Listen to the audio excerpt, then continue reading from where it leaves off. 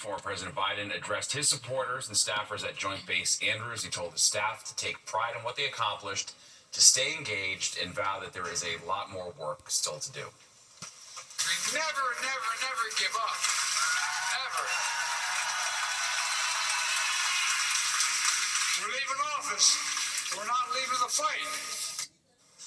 Following his remarks, the former president boarded a plane bound for California to unwind with his family. All right, turning to the weather now. This is how many of us began the day digging out after a blast of snow. That's right, and while the roads are clear, another hallmark of winter, the bitter cold remains. Chief Meteorologist Nick Gregory is here with a look at just how cold it's going to get, Nick. Cold enough to get your attention, that's for sure. I mean, we're always seeing temperatures in the single digits right now. We'll talk about that in a second after review the snowfall for the day, because we had 8.5 inches up in Orange County, Washingtonville, over 6 inches from the Croton-on-Hudson region to the Conyers in Rockland County, 4 on Long Island, at Roosevelt, Bed-Stuy about 3. Officially, Central Park 1.6. A couple of observations were closer to 2 inches in parts of Manhattan. Kinnelon and Sparta at 7 inches in northern New Jersey. Ringwood over 6 at Franklin Lakes, Aberdeen, almost 5 in Monmouth County, New Brunswick at 4, in Connecticut 5.5, New Fairfield, Danbury, and Ridgefield about just over 4 inches, close to 4 inches in Weston, Norwalk at 3, and 2.3 at Greenwich. All right, as advertised, look at Sussex, New Jersey. 2 degrees right now. It's 7 at Poughkeepsie. We're still 19 in Midtown, no bargain really though, and down to 13 at Belmar, 21 out on the east end. Winds a little brisk still out of the west-northwest, 5 to 10 miles an hour. So we do have wind chills in the single digits.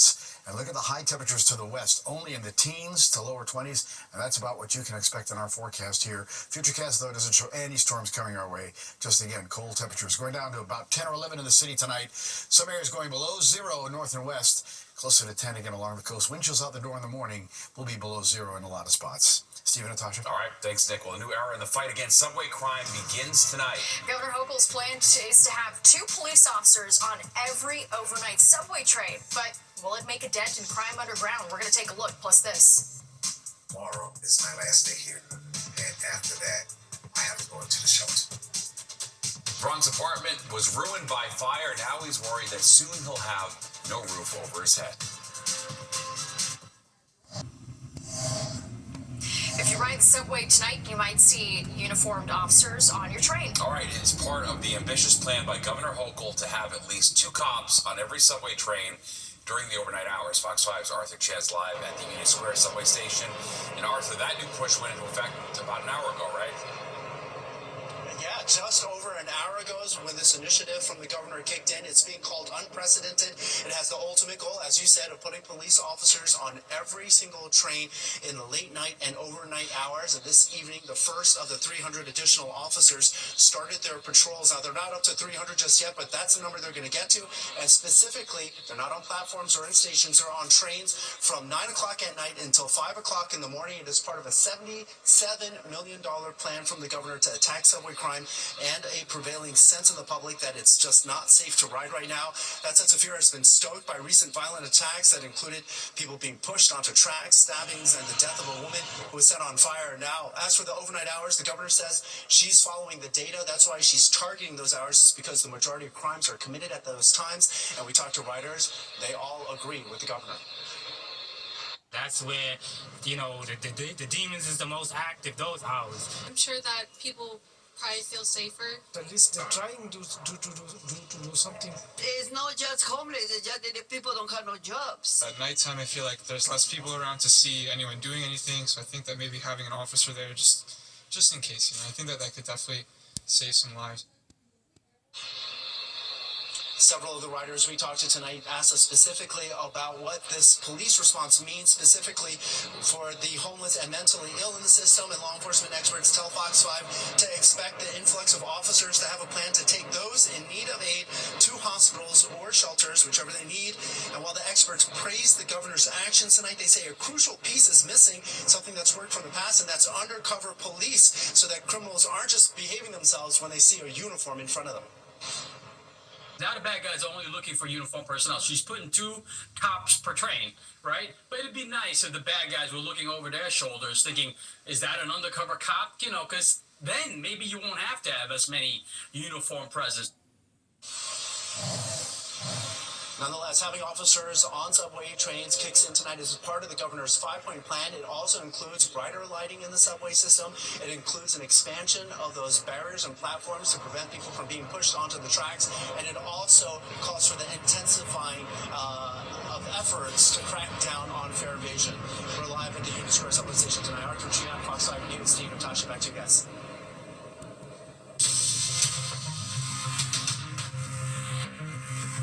New Jersey Governor Phil Murphy sending a letter to President Trump welcoming the opportunity to work with the new commander-in-chief on finding common ground on congestion pricing. Trump has said he will put an end to the controversial plan once he takes office. This as billboard ads have started appearing in New Jersey, encouraging people to work from home and avoid congestion pricing tolls. Murphy says new legislation allows companies located in Manhattan south of 60th Street to receive grants from New Jersey that allow New Jersey residents to work remotely. The governor speaking about those billboards on Good Day New York this morning.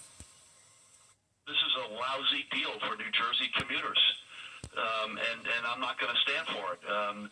And so we're going to continue to fight this and remind people that if you stay in New Jersey, we'll take care of you. It's going to be cheaper. We've got great infrastructure. It's the #1 state in America to live, work, and raise a family, and we earn that every day, and we want to remind folks that that's available to them. Murphy's office said additional ads will pop up on billboards, trains, and taxis on both sides of the Hudson in the coming weeks. A grocery store on the Upper West Side ordered a shutdown by the state after an inspection revealed severe unsanitary conditions. Branzini's at the corner of 91st Street and Broadway has several major health violations, including mouse bites on the smoked salmon and sausages, mold-like residue on food surfaces, rat infestations, dead cockroaches found on deli cutting boards. New York City Council member Gail Brewer was the one who got the State Department of Agriculture and Markets involved.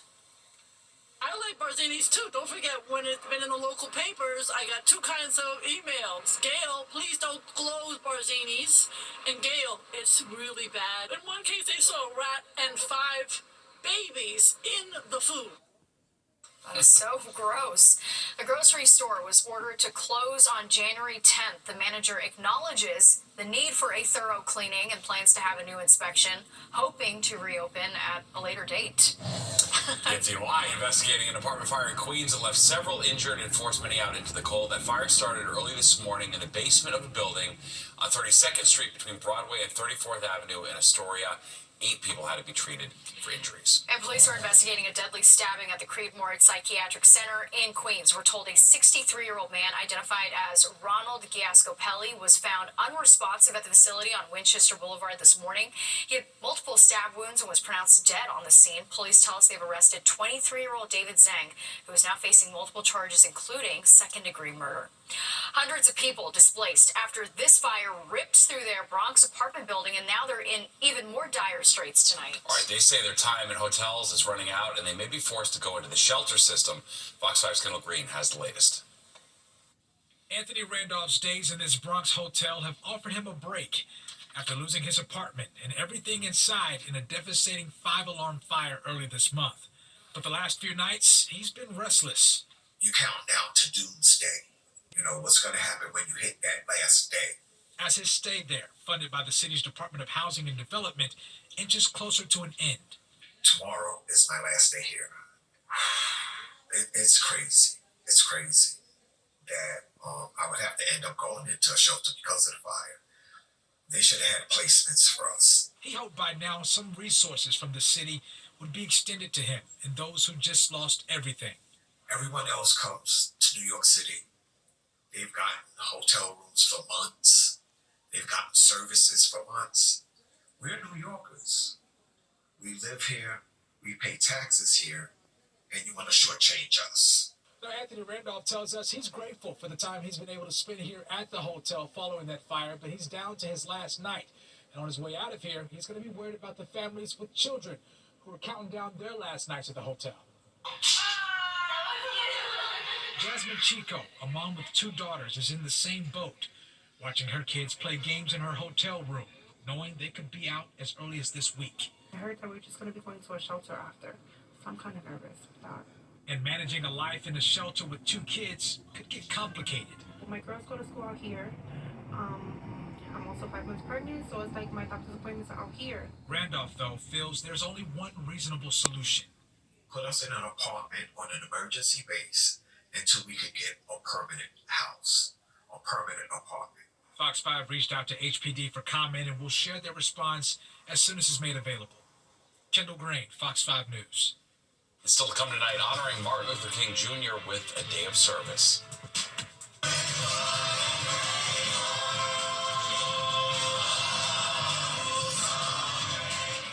How New York City is honoring the legacy of the civil rights icon. And coming up in our next half hour, could your exercise bike or treadmill be doing more than keeping you healthy? How about sharing your data without you even knowing it? We're going to break down the findings of a new report.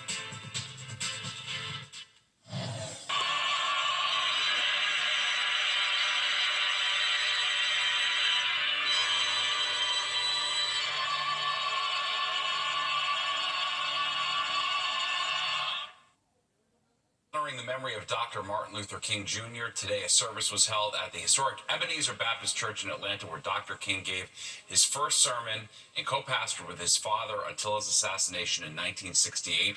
This year's celebration theme is Mission Possible, protecting freedom, justice, and democracy in the spirit of nonviolence. 365. And across the country today is also a National Day of Service. Fox 5's Meredith Gorman shows us how many in our area spent the day giving back in Dr. King's honor. There were plenty of events celebrating Martin Luther King Day around the city, with volunteers coming out to give back to the community all day long.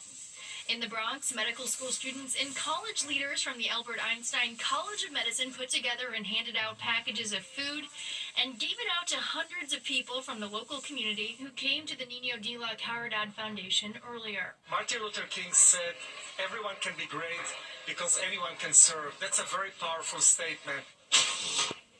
In Brooklyn, volunteers packed food and other essential items for those in need at the UJA Federation of New York's hub there. Across the Jewish community, volunteerism and giving back, what we call tikkun olam, is a core tenet of our mission at Met Council, but a core tenet of our mission as human beings.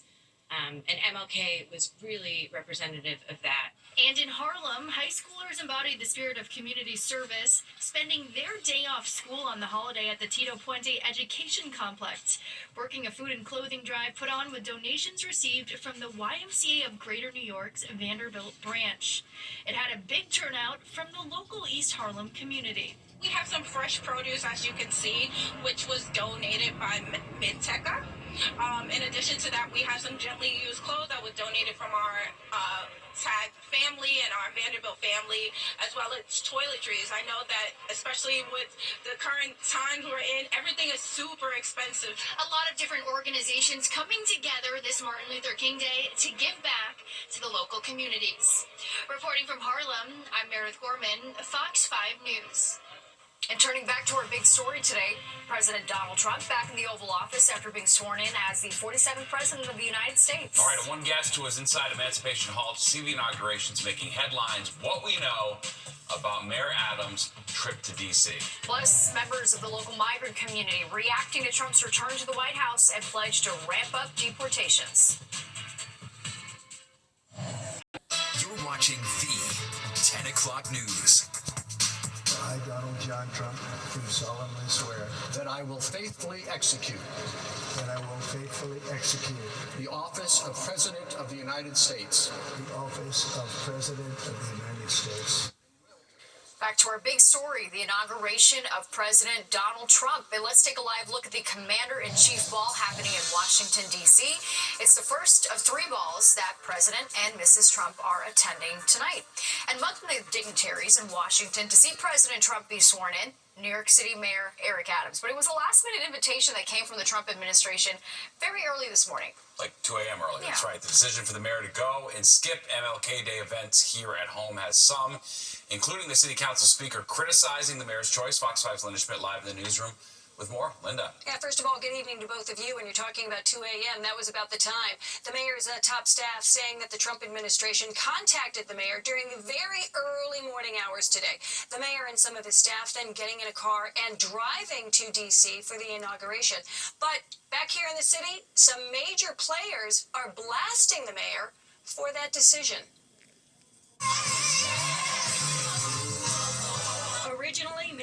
Adams was supposed to be at this Harlem church today celebrating Dr. Martin Luther King. The mayor's schedule released to the media shortly after midnight indicated the mayor would speak at 2 local MLK events. But then an updated schedule released about 8:30 this morning showing in red that he would not be attending and instead had chosen to go to the inauguration of Donald Trump, the country's 47th president. That did not go over well with many. Some that should be here celebrating Dr. King with us in this room have chosen to go to Washington to celebrate Felon 47. Mayor Adams posting on X, on MLK Day, like Reverend Dr. King said, we must put partisan politics aside to do what's best for our country and to support our city's values and fight for New Yorkers. Last Friday, the mayor met with President Trump at Mar-a-Lago. Some believe he is angling for a presidential pardon in his federal corruption case. But on Saturday, at a press briefing about the impending snow, the mayor said he is speaking to Trump just like he did President Biden over the last 4 years. This was a high-level conversation of working together for a city that the president has acknowledged he loves.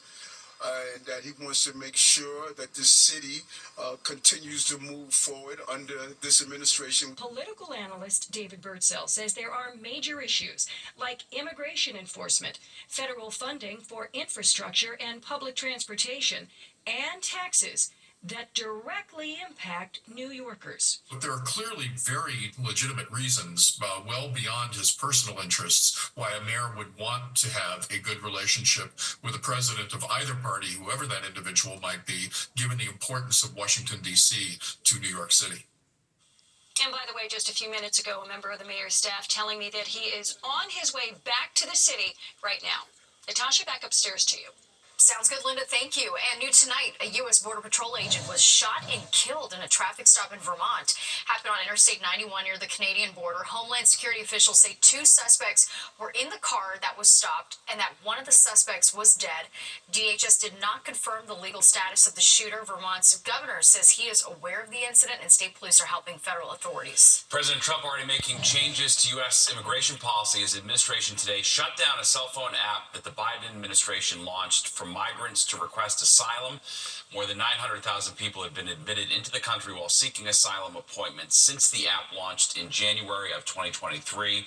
There are an estimated 250,000 migrants in Mexico who've been waiting for app appointments at ports of entry.